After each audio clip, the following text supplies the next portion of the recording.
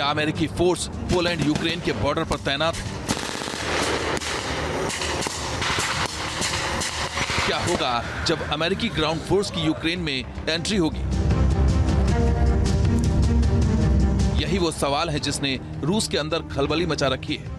रूसी state media में इस बात को लेकर बहस हो रही है कि कहीं अमेरिका पोलैंड के रास्ते पीस कीपिंग के नाम पर यूक्रेन में सैनिक न उतार दे।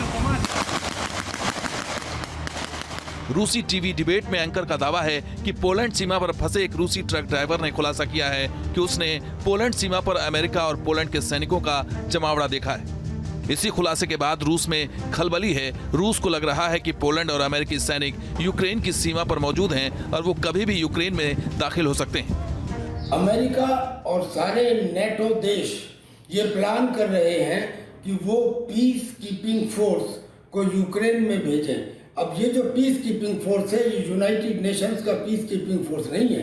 और यूनिवर्सल न्यूक्लियर वार अगर होता है तो ये समझ लेना चाहिए कि यद्यपि नेटो के जो ट्रुप्स हैं वो रशिया के ट्रुप से कई गुना ज़्यादा हैं। कन्वेंशनल वार में तो नेटो के सामने रशिया शायद न टिक पाए। रूस नाटो से चिढ़ा हुआ है क्योंकि उसके विरोध के बावजूद अमेरिका और नाटो देश पोलैंड के जरिए यूक्रेन तक हर संभव मदद पहुंचा रहे हैं।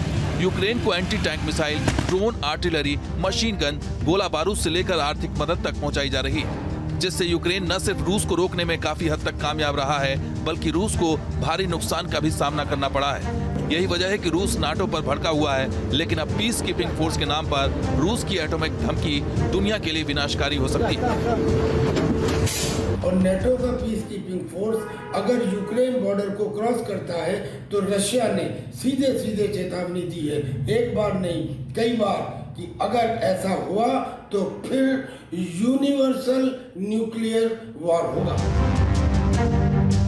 रूस पहले ही अमेरिका के कड़े आर्थिक प्रतिबंध का खामियाजा भुगत रहा है, तो वहीं अमेरिका की अगुवाई में नाटो देश रूस की घेराबंदी में लगे हुए हैं। रूसी राष्ट्रपति को वॉर क्रिमिनल तक कहा जा रहा है।